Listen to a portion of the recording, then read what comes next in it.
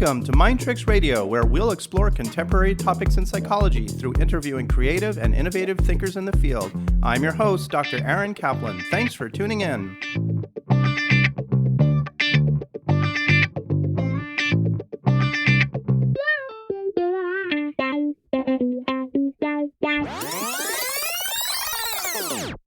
Welcome back to Mind Tricks Radio. It's been a while since I've recorded a new episode.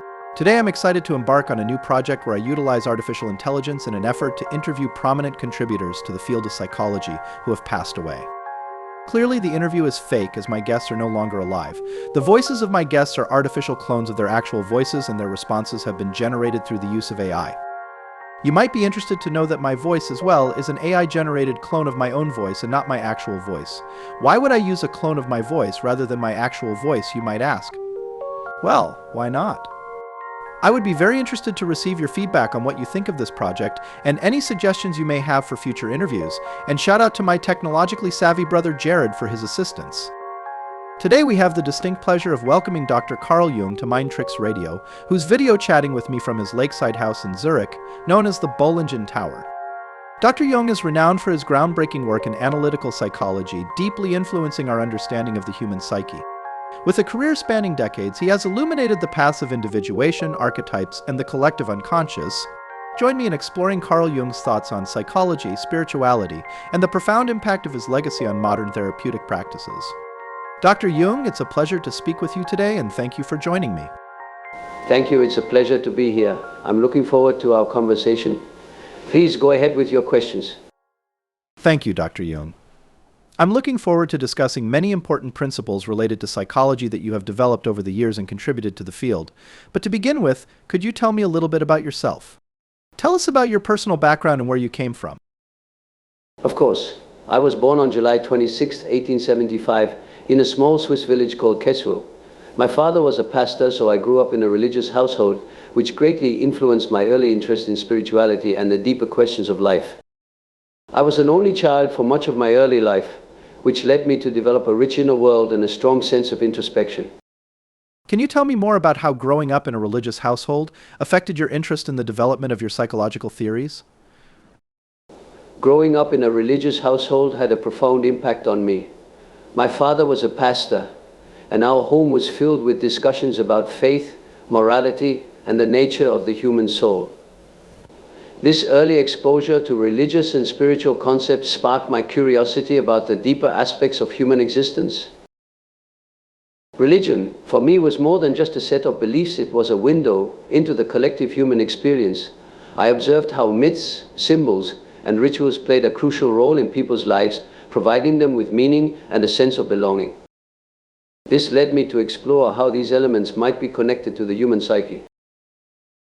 In my work, I found that many psychological issues stem from a lack of meaning or a disconnection from one's inner self. This observation was closely related to the religious and spiritual struggles I witnessed growing up. I began to see parallels between religious experience and psychological processes. For example, the concept of the shadow in my theory is similar to the idea of sin or the darker aspects of the soul that religion often addresses. Moreover, the notion of individuation, a central theme in my work, can be seen as a psychological parallel to spiritual development. Just as religious practices aim to connect individuals with a higher power or deeper truth, individuation involves integrating various parts of the psyche to achieve a more complete and balanced self. So, in essence, my upbringing in a religious household provided me with a rich framework for understanding human behavior and experiences. It helped me see the importance of addressing not just the mind, but also the soul in the quest for psychological well-being. Dr. Jung, you mentioned briefly about your concept of the shadow, and this seems to be one of your very powerful theoretical concepts. Can you say a bit more about the meaning of the shadow to the human psyche? The shadow represents the unconscious part of the personality that contains the repressed weaknesses, desires, and instincts. These are aspects of ourselves that we often deny or ignore because they are in conflict with our conscious self-image or societal expectations. The shadow is, in essence, the dark side of the psyche, comprising everything we refuse to acknowledge about ourselves. Understanding and integrating the shadow is crucial for personal life growth and psychological well-being, By bringing these unconscious aspects into consciousness, individuals can achieve a more balanced and whole personality. This process involves acknowledging and accepting these parts of ourselves, which can lead to a more authentic and fulfilling life. The integration of the shadow can reduce inner conflict and projective behaviors where we attribute our own undesirable traits to others. In essence, embracing the shadow can help us understand ourselves more deeply and live more harmoniously with others. So to be clear, everyone possesses a shadow side of themselves, is that correct? Yes, that is correct. Everyone possesses a shadow side. It is a universal aspect of the human psyche. The shadow is not inherently negative. It contains both positive and negative qualities. For instance, qualities like creativity, assertiveness, and passion can also be part of the shadow if they have been suppressed. The key to psychological health is to recognize and integrate these shadow aspects rather than deny or repress them.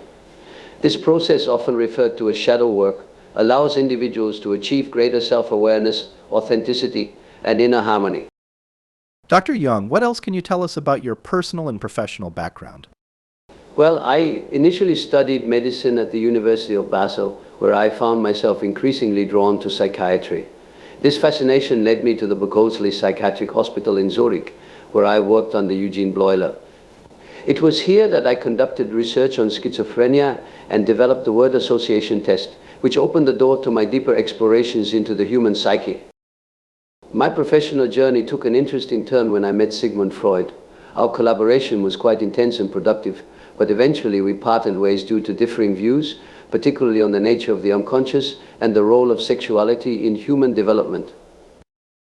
Throughout my life, I was deeply interested in a wide range of topics, from mythology and religion to alchemy and art. These interests helped shape my theories on the collective unconscious and archetypes, which have become central to analytical psychology. I lived in Zurich for most of my life, where I balanced my professional work with a deep personal quest for understanding the mysteries of the human soul. I built a retreat at Bollingen on the shores of Lake Zurich, which became a place of solitude and reflection for me. That's a brief overview of my background. I hope it gives you some insight into the influences that shaped my work. Yes, thank you, Dr. Jung. Your complicated relationship with Dr. Freud is well known, and I'd like to explore that further in a bit. But first off, I think it would be interesting to learn more about some of the basic concepts of some of your theories. Let's start with the emphasis you place on exploring mythology and archetypes. First off, for those who aren't familiar with the term, how do you define archetype?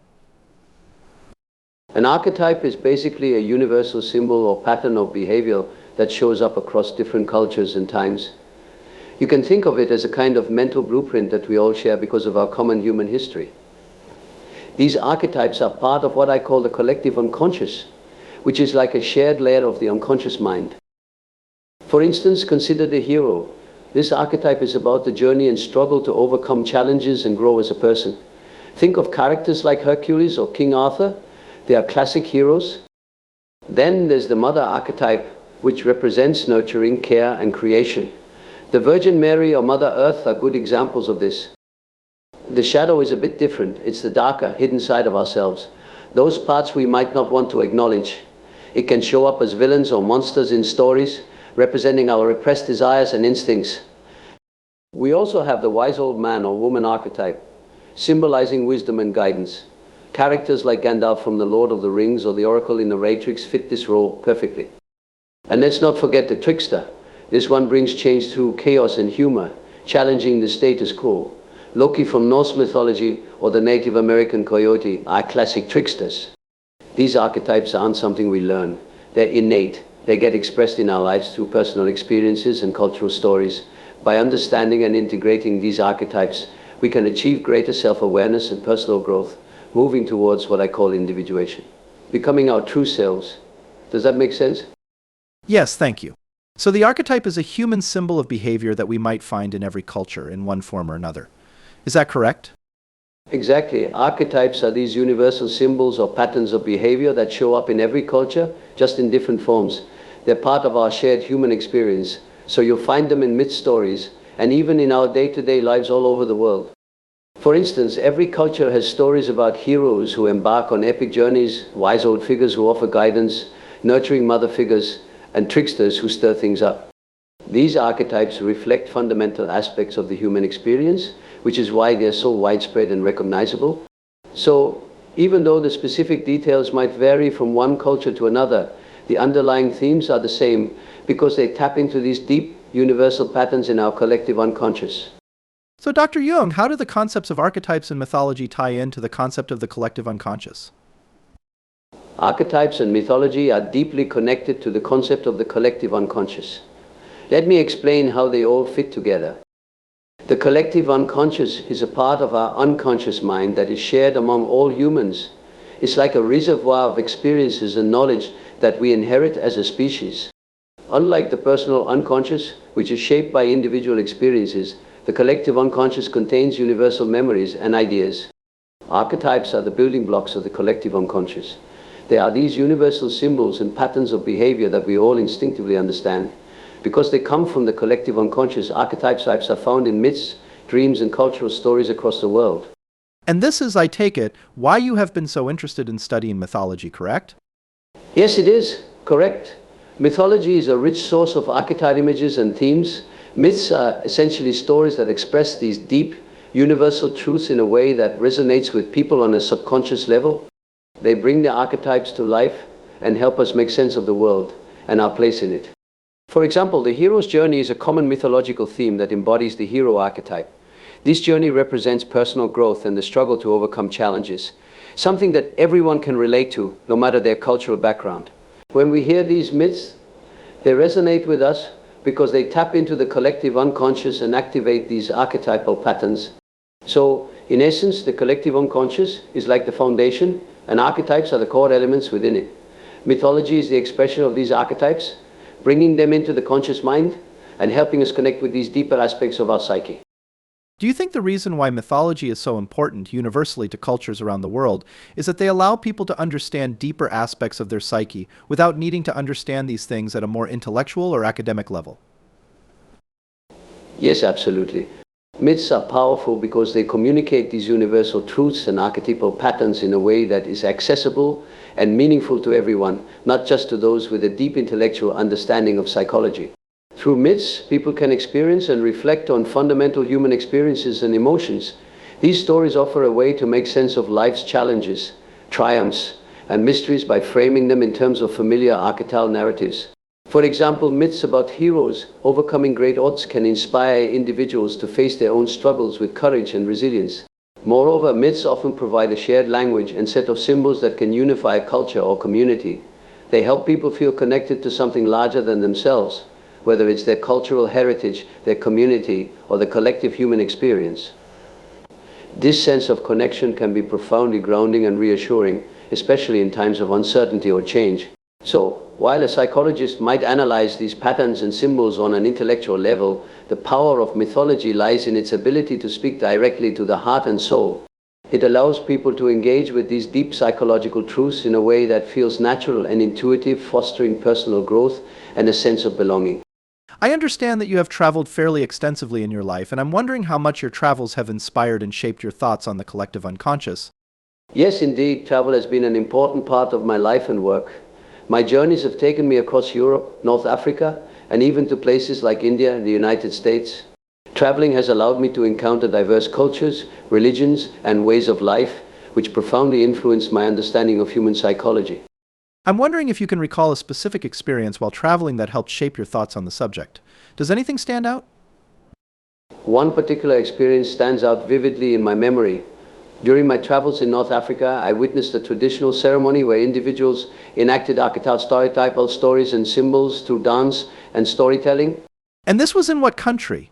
This was in Egypt. Egypt certainly possesses an ancient culture and with rich mythological and symbolic traditions. Yes, precisely. The dance and storytelling rituals I witnessed reinforced my understanding of the collective unconscious. It highlighted how these symbols serve as a bridge between individual experiences and broader cultural narratives, influencing our perceptions, behaviors, and psychological development. I know that you place a great deal of emphasis on the importance of dreams. Can you please explain why dreams are so significant from your perspective? Dreams are incredibly significant because they provide us with a direct glimpse into our unconscious mind. When we dream, our conscious defenses are relaxed, allowing deeper, often hidden aspects of ourselves to come to the forefront. One of the key reasons dreams matter is that they offer insights into our inner conflicts, desires, fears, and aspirations. They can reveal patterns of thought and emotion that may not be immediately apparent in our waking life. For example, recurring themes or symbols in dreams often point to unresolved issues or deeper psychological processes. Moreover, dreams serve as a natural process of self-regulation and healing. They allow us to process and integrate difficult experiences, emotions, or memories that we may not fully confront during waking hours. This process can promote psychological growth and resilience. Additionally, dreams frequently use symbolic language that speaks directly to the unconscious mind. Symbols in dreams like animals, landscapes, or objects carry personal and universal meanings that can illuminate aspects of our psyche and offer guidance for personal development. As a psychologist, I found that paying attention to dreams and exploring their meanings can provide valuable insights and support therapeutic work. By understanding and integrating the messages from our dreams, we can gain deeper self-awareness, enhance personal growth, and facilitate the journey towards individuation, becoming our true selves. So, Dr. Jung, would you agree with Sigmund Freud, who famously stated that dreams are the royal road to the unconscious? It is true, both Freud and I would acknowledge the importance of dreams in accessing the unconscious. But we also have significant differences in the way we view dreams. You see, Freud primarily interpreted dreams as expressions of repressed wishes and desires. In contrast, I see dreams as a more complex phenomenon. Dreams are not merely a manifestation of repressed material, but a natural expression of the unconscious mind. They serve as a form of communication between the conscious and unconscious, offering symbolic representations of our inner conflicts, emotions, and potentials for growth. Dreams can provide guidance and insights into our waking lives, helping us to understand ourselves more deeply and to integrate the various aspects of our psyche. When it comes to the content of dreams, I'm curious, are there specific themes or symbols in dreams that you commonly see across cultures? It's intriguing how dreams across different cultures often feature common themes and symbols, known in psychology as archetypal motifs. These motifs reflect universal human experiences and emotions, offering a fascinating glimpse into the collective unconscious. For instance, dreams of flying typically symbolize aspirations for freedom and transcendence, while dreams of falling often signify feelings of insecurity or fear of failure. Similarly, being chased in dreams can indicate avoidance of challenges or unresolved guilt, whereas dreams of being lost or trapped may reflect inner confusion or a sense of being stuck in life. Dreams about death or dying often symbolize transitions, endings, or the desire for transformation.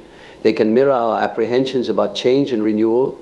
The symbolism of water in dreams is notable for its representation of emotions, the unconscious mind, and the flux of life itself. The state of the water, whether calm, turbulent, clear, or murky, often mirrors the dreamer's emotional state and psychological equilibrium. Animals in dreams serve as potent symbols of instinctual drives, facets of the self, or dynamics within relationships. For example, a lion may embody courage or assertiveness, while a dove could signify peace or spiritual purity. Dreams involving houses or buildings often symbolize different aspects of the self or stages of personal development. The various rooms within these structures may reflect different facets of the dreamer's personality or psychological states. These symbols and themes resonate across cultures because they tap into fundamental aspects of the human psyche and subconscious processes. They provide a symbolic language through which the unconscious communicates and processes information, offering profound insights into the complexities of human experience. Can you explain briefly how you might explore a person's dream in psychotherapy? Yes, firstly, I encourage the individual to recount their dream in as much detail as possible, without interpretation or analysis at first. This helps establish the context and emotional tone of the dream. Next, I explore the personal associations and reactions evoked by the dream symbols. Each symbol in a dream carries unique meanings shaped by the individual's personal history, culture, and current life circumstances. I pay close attention to recurring themes or symbols across multiple dreams, as these often highlight significant patterns or unresolved issues in the person's life. Furthermore, I consider the emotional atmosphere of the dream and how it reflects the person's current psychological state. For instance, dreams of water might signify emotional turbulence or clarity depending on the dream's portrayal. Ultimately, by integrating these insights into the therapeutic process, individuals can gain deeper self-awareness, resolve conflicts, and facilitate personal growth. Dream analysis serves as a bridge between the conscious and unconscious realms, offering profound insights into the complexities of the human psyche. Dr. Jung, you've written quite a bit about psychological typology and personal development. Can you say a bit about this? Psychological typology and personal development are central themes in my work. You see, I've always been fascinated by how individuals perceive and interact with the world around them. Through my research and observations, I developed the concept of psychological types, particularly the distinction between introversion and extroversion. Yes, please tell me a bit about introversion and extroversion. What do these mean and how do they play into your theory around personal development? Certainly. Introversion is characterized by a preference for inner thoughts, feelings, and reflection. Introverts tend to focus inward, finding energy and recharge through solitude and introspection. They often prefer depth over breadth in relationships and activities, valuing meaningful connections and quiet environments. On the other hand, extroversion involves a preference for outer stimulation and interaction. Extroverts draw energy from social interactions, external activities, and the external environment.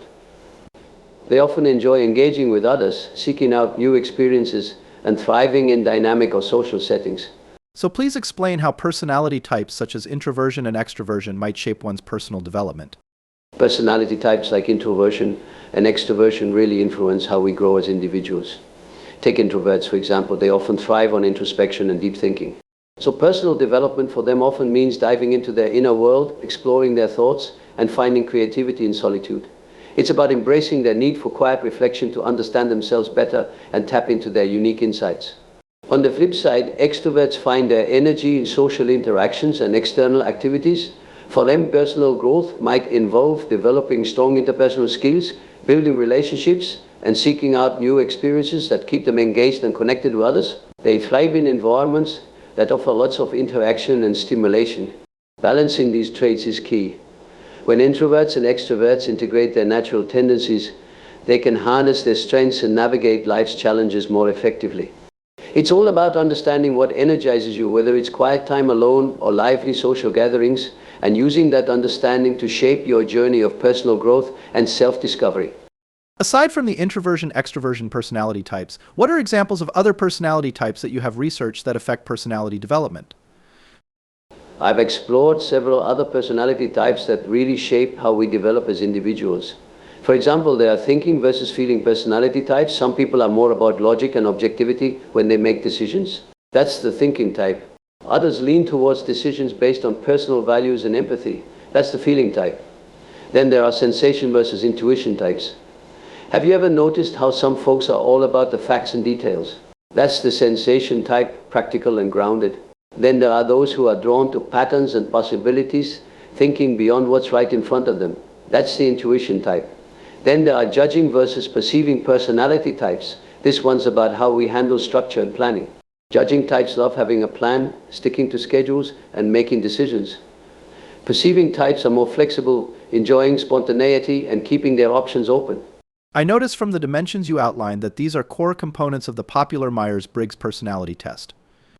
Indeed, the dimensions I outlined, such as introversion, extroversion, thinking, feeling, sensation, intuition, and judging, perceiving, are fundamental components of the Myers-Briggs Type Indicator, or the MBTI. The MBTI, developed by Elizabeth Briggs Myers and based on my theory of psychological types, aims to assess and categorize individuals according to their preferences on these dimensions.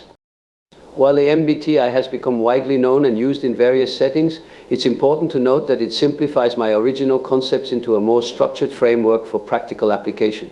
The test assigns individuals a 4-letter type based on their preferences across these dimensions, offering insights into their natural inclinations, strengths, and potential areas for growth. The popularity of the Myers-Briggs reflects a broader interest in understanding and categorizing personality traits, which can be valuable for personal development, team dynamics, and career counseling. However, as with any psychological assessment, it's essential to approach it critically and recognize its limitations in capturing the complexity and variability of human personality. For me, the exploration of these dimensions goes beyond mere categorization. It's about fostering self-awareness, promoting psychological growth, and appreciating the diversity of human experience and expression. Each individual is unique, and while personality tests like the MBTI provide a framework, they are just one tool among many in the journey of self-discovery and personal development. Yes, thank you. It makes sense that many of our instruments for measuring personality and psychological factors have many limitations built into them. Correct. Dr. Jung, you've talked at length about your fascinating concept of synchronicity. Could you elaborate on what it means and how you came to identify this phenomenon? Synchronicity, one of my most intriguing concepts. Synchronicity refers to the meaningful coincidences that occur in our lives, which cannot be explained by cause and effect, but rather through their significance to the individual. It's the idea that events are not causally connected, meaning they are linked not by direct causation, but by their meaningful relationship to one another. I'm wondering, how did you develop your thoughts on synchronicity? The term came to me as I was exploring the relationships between the inner world of the psyche and the outer world of events. One pivotal moment that led me to this idea involved a patient who was recounting a dream in which he received a golden scarab. At that very moment, a real-life scarab beetle tapped at the window of my consulting room. This coincidence was so striking and relevant to the patient's issues that it could not be dismissed as mere chance. Synchronicity suggests that there is an underlying order to the universe, a deeper level of interconnectedness that goes beyond our conventional understanding of space and time. It points to the reality of the collective unconscious, where our individual experiences are linked to a larger, shared human experience. By paying attention to these meaningful coincidences, we can gain insight into our lives and the deeper patterns at play within the cosmos. I see. Thank you. Can you give some more concrete examples on how paying attention to synchronicity might be beneficial to people? Of course. Let me share some examples of how paying attention to synchronicity can be beneficial. Imagine someone is wrestling with a big life choice like changing careers. They might start noticing repeated references to a particular field, hearing conversations, stumbling upon articles, or meeting new people in that profession. These coincidences might be seen as signs from their unconscious nudging them towards a path that truly resonates with them. In therapy, synchronicities can bring buried issues to light. Take a patient dealing with unresolved grief, for example. They might start seeing symbols of transformation, like butterflies, in their everyday life. Recognizing these symbols can help them process their emotions and move toward healing.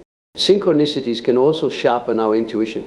Suppose someone keeps noticing the same number sequence or hears the same piece of advice from different people. These coincidences can boost their confidence in trusting their gut feelings when making important decisions. In relationships, synchronicity can play a fascinating role. Two people might meet through a series of random events yet feel an immediate, profound connection. Recognizing these meaningful coincidences can reinforce the sense that certain relationships are significant, fostering deeper bonds. For creatives, synchronicity can be a wellspring of inspiration. An author, for instance, might find a book, meet a person, or visit a place that sparks the exact idea they needed for their story. These coincidences can fuel creativity and provide a sense of guidance. Lastly, many find that synchronicities enhance their spiritual journey. Someone exploring a new spiritual practice might encounter symbols, teachings, or mentors in unexpected ways, deepening their belief in a higher order and enriching their spiritual practice. By paying attention to these meaningful coincidences, we can gain a deeper understanding of our life's path, feel more connected to the universe, and make more informed, intuitive decisions. You have also spoken about your concept of the persona. Could you describe the persona and its relation to the human psyche? Of course, the persona is essentially the social mask we wear. It's the face we present to the world. It helps us navigate different social situations and fit into various roles, whether that's being a professional at work, a friend, or a parent. It's like a mask that we put on to meet the expectations of society. So is the persona sort of a constructed, false sense of self? Not exactly. The persona plays an important role in helping us adapt to social norms and facilitates our interactions with others. It gives us a sense of identity and helps us maintain consistency in our social roles. It also serves as a protective barrier, shielding our private and vulnerable aspects from external judgment and scrutiny. But if we become too attached to our persona, we risk living a superficial life, disconnected from our true self and inner desires. This can lead to inner conflict and a feeling of emptiness or inauthenticity. And then how would you describe your theoretical concept of the nature of the self? The self, in my theoretical framework, represents the totality of the psyche, encompassing both the conscious and unconscious mind. It is the central archetype in my psychology and symbolizes the unity of the personality as a whole. The self is both the center and the circumference of the psyche, integrating all aspects of an individual's experiences, emotions, and potentials. The self is not merely the conscious ego, but includes the shadow, the anima or animus, and other unconscious elements. It is the source of our sense of individuality and our drive towards wholeness and integration. The process of individuation, which is central to my work, involves becoming aware of and integrating these various aspects of the psyche, ultimately leading to the realization of the self. I know you have used the term integration to describe the various facets of the self. What is the purpose or benefit of integrating? Well, you see, the journey to realizing the self is a lifelong process involving the reconciliation of opposites and the integration of the unconscious into conscious awareness. This journey leads to a more balanced, harmonious, and authentic existence where one can live in alignment with their deepest values and potentials. It reminds me in my psychotherapy practice, I find it's often much more helpful and meaningful to see a patient's participation in therapy as a stopping point along their lifelong journey, not just an endpoint in and of itself. Does that make sense? Yes, for sure. Psychotherapy may be seen as a moment in time along a person's path to further move toward integration. And the therapist is sort of a healer or guide archetype who helps the individual along his or her journey. Dr. Jung, I'd like to go back a bit to earlier in your career. You started out as a psychiatry student working with schizophrenic patients, is that correct? Yes, that's correct. Early in my career, I studied and worked in psychiatry, and my initial focus was indeed on understanding and treating patients with schizophrenia. It was a challenging yet formative period for me, as I encountered firsthand the profound complexities of mental illness and the diverse manifestations of the human psyche. And that was working with the well-known psychiatrist, Eugene Bleuler? Yes, Eugene Bleuler was a significant influence and mentor during my early years in psychiatry. I had the privilege of working under his guidance at the Burgos Psychiatric Hospital in Zurich. Bleuler's pioneering work in schizophrenia and his conceptualization of the disorder as a fundamental alteration in thinking and emotion deeply influenced my understanding of mental illness. Tell me a bit more about your early work with schizophrenics. My experiences with schizophrenic patients deeply influenced my later theoretical and clinical work. I became intrigued by the deep-seated symbolism and personal significance of their symptoms and experiences. This led me to explore the realms of the unconscious mind, dreams, and symbols as essential avenues for understanding and healing psychological disorders. Through my work with schizophrenia and other psychiatric conditions, I began to develop a broader perspective on the human psyche beyond just its pathological manifestations. This foundational period laid the groundwork for my later theories on the collective unconscious, archetypes, and the process of individuation. Reflecting on those early experiences reminds me of the importance of empathy, humility, and a comprehensive approach to understanding the complexities of mental health. It was a pivotal phase in my career that shaped my lifelong commitment to exploring the depths of the human mind and soul. And then you met Dr. Sigmund Freud. How did your initial meeting with him come about? My initial meeting with Sigmund Freud came about through a mutual colleague, Dr. Carl Abraham, who introduced us in 1907. At that time, I was already known in psychiatric circles for my work in schizophrenia and had begun developing my theories on the unconscious and symbolic aspects of the psyche. Freud and I immediately engaged in a lively discussion about our respective theories and clinical observations. Despite our differing perspectives, Freud's emphasis on the sexual basis of neurosis and my broader view of the unconscious as containing both personal and collective elements, we found common ground in our dedication to exploring the deeper layers of human psychology. It is well known that you and Dr. Freud eventually developed significant disagreements related to your theoretical orientations. Can you tell me about that and what led to the split between the two of you? The split between Sigmund Freud and myself arose gradually over several years and was rooted in fundamental differences in our theoretical approaches and perspectives on the nature of the unconscious and human psychology. Initially, our collaboration was marked by mutual respect and intellectual exchange. However, as I delved deeper into my own research and clinical practice, I began to diverge from Freud's emphasis on the primacy of sexual instincts and the Oedipus complex as central to understanding neurosis. My explorations led me to develop my own theories, including the concept of the collective unconscious, archetypes, and the process of individuation. I saw the unconscious not only as a repository of repressed desires, but also as a reservoir of universal symbols and inherited psychological structures that shape human experiences across cultures and generations. Yes, right. I recall you were mentioning that type of difference earlier with respect to the interpretation of dreams. Yes, exactly. My disagreements with Freud became more pronounced over time, particularly regarding the scope and nature of the unconscious mind, the role of spirituality and mythology in psychology, and the significance of cultural and symbolic factors in human development. Dr. Jung, would you say you generally have a more positive and optimistic view of human potential compared to Sigmund Freud? Yes, I would say so. My view of human potential is generally more positive and optimistic than that of Sigmund Freud.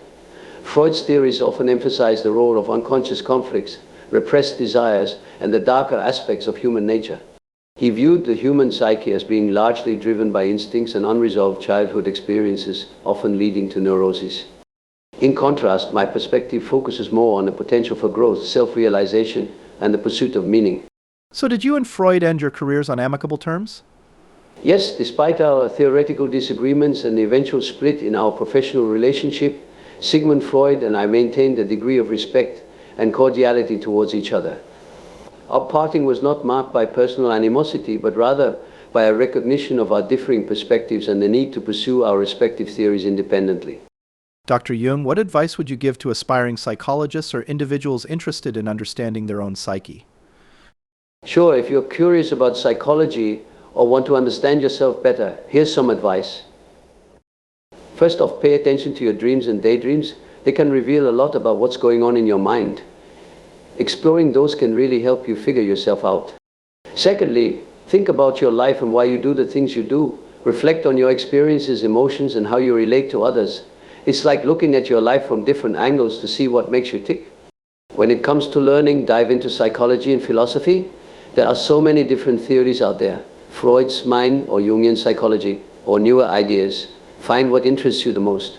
If you're really keen on understanding yourself, consider talking to a therapist. They're great at guiding you through self-discovery and helping you understand your thoughts and feelings better. Remember, life's about growth. Embrace challenges, they're chances to learn and become a stronger person. Stay true to yourself and try to find balance in everything you do. If spirituality or meditation is your thing, explore that too. It can add a deeper layer to your understanding of yourself and the world around you. Lastly, be kind to yourself and others. Empathy and compassion go a long way in understanding people and yourself better. It's all about connecting with others and appreciating everyone's unique journey. Dr. Jung, thank you so much for joining me in this fascinating conversation about your theories on the human psyche. You have contributed so much to the field of psychology. Do you have any last thoughts for us before we end? Thank you for your kind words. I found our conversation equally fascinating. As we conclude, I would emphasize the importance of embracing the complexity of the human psyche. Each of us carries within us a unique tapestry of experiences, dreams, and symbols that shape who we are. By exploring these depths with curiosity and respect, we not only understand ourselves better, but also enrich our relationships and our understanding of the world. Remember, the journey of self-discovery and psychological growth is lifelong. Stay open to new insights, embrace challenges as opportunities for learning, and nurture a compassionate understanding of both yourself and others. This approach, I believe, leads to a deeper and more meaningful life.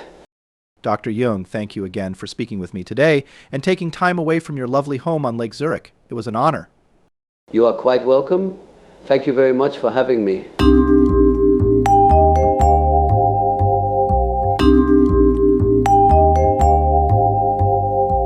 Thank you for listening to Mind Tricks Radio. I hope you have enjoyed the program. For more information about Mind Tricks, please go to my website, www.waikikihealth.com. Please be sure to subscribe to Mind Tricks podcast and accompanying blog to be notified of new episodes of Mind Tricks. Please be sure to follow Mind Tricks on Facebook by following and liking posts by myself, your host, Dr. Aaron Kaplan.